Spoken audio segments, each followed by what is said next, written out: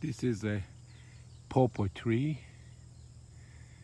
Some of these pawpaws on the bottom, the big one here, they weigh about 2 to 3 kilo. For pawpaw tree to be so straight,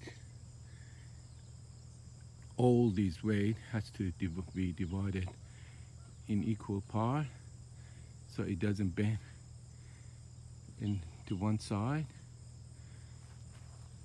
So that is a funny way nature fixes itself and works itself.